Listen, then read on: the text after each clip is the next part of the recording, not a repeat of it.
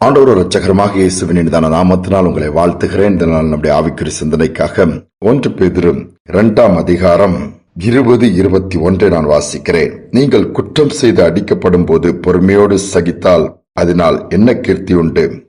நீங்கள் நன்மை செய்து பாடுபடும் போது பொறுமையோடு சகித்தால் அதுவே தேவனுக்கு முன்பாக பிரீதியாயிருக்கும்.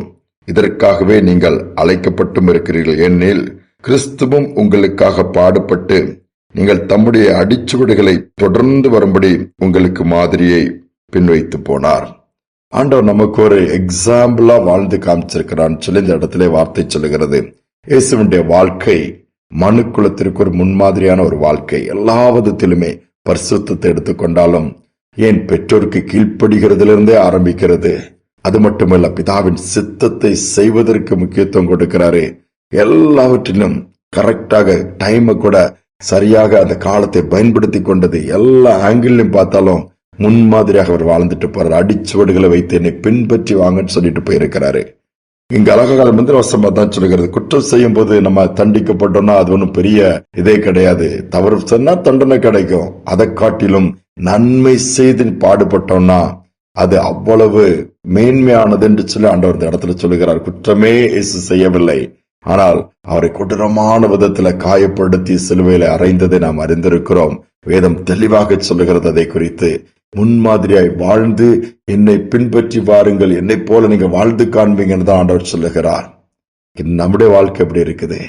நாம முன்மாதிரியா இருக்கிறோமா? ஆண்டவரை நம் முன்மாதிரியாக வைத்து பின்பற்றுகிறோமா?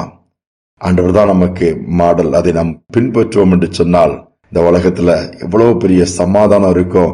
ஒவ்வொரு அது பின்பற்றும் போது குற்றங்கள் இல்லாமல் போய்விடும். எல்லாவற்றிலும் மாற்றங்கள் ஏற்படும். மனுக்குலமே சந்தோஷமாய் வாழ ஆரம்பித்து விடும். ஒரு தகப்பன் நன்கு தூங்கிக் கொண்டிருக்கிறார். திடீர்னு முழிப்பு வருகிறது.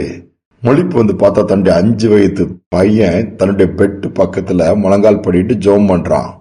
இவருக்கு என்னடா பையன் ஜோம் பண்றான்னு சொல்லி சரி கண்ணை மூடி அப்படியே போய் எந்திக்கவரு படுத்துட்டாரு. அப்படியே படுத்துட்டு கேட்கிறாரு. அவன் வாயில மெதுவா முணுமுணுத்து பேசி ஜோம் பண்றான். என்னதான் ஜோம் பண்றான்னு கேட்டா, ஏசப்பா எங்க அப்பாவை போல என்னை மாற்றுங்கப்பா, எங்க அப்பாவை போல என்னை மாற்றுங்கன்னு சொல்லி இந்த மனுஷனுக்கு ஷாக் ஆயிடுச்சுது.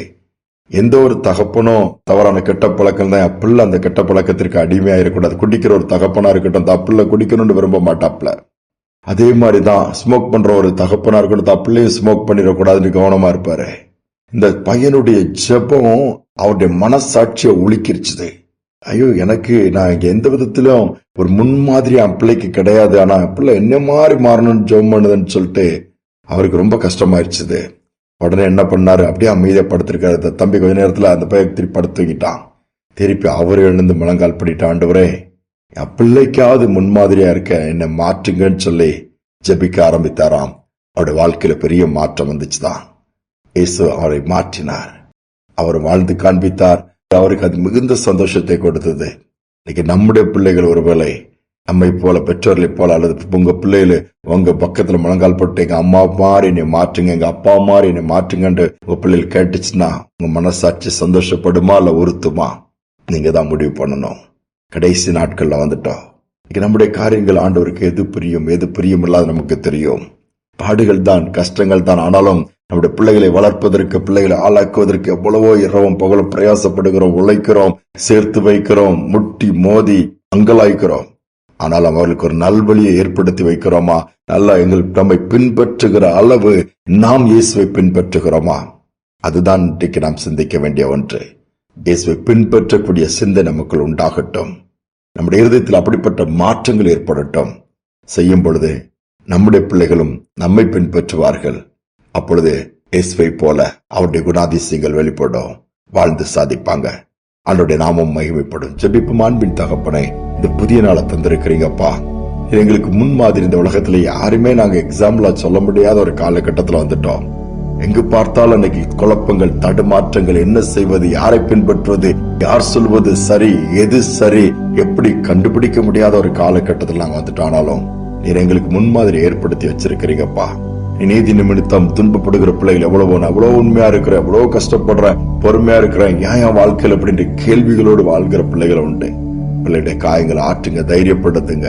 இந்த நாளிலும் இன்னுமாய் விட முடியாத பாவ பழக்க வழக்கங்கள் இருந்தால் அதிலிருந்து விட்டுதலை கொடுத்து ஒவ்வொரு பிள்ளைகளையும் தூக்கி நிறுத்துங்க. தாழ்த்தி ஒப்புக் கொடுக்கிறேன். துதிகனமையும் ஏற்றுக்கொள்ளும் இயேசுவின் நாமத்தில் பிதாவே, ஆமேன், ஆமேன். இயேசு நமக்கு முன்மாதிரி வைத்து போயிருக்கிறாரே, நாம் அதை பின்பற்றுவோம். அதோடு மட்டுமல்ல, நம்முடைய பிள்ளைகளுக்கு நாம் முன்மாதிரி வைத்து போவோம். அதுதான் ஆண்டவர் எதிர்பார்க்கிறார். இந்த சிந்தனையோடு இந்த நாளை தொடருவோம். மீண்டும் நாளை தினம் சந்திப்போம்.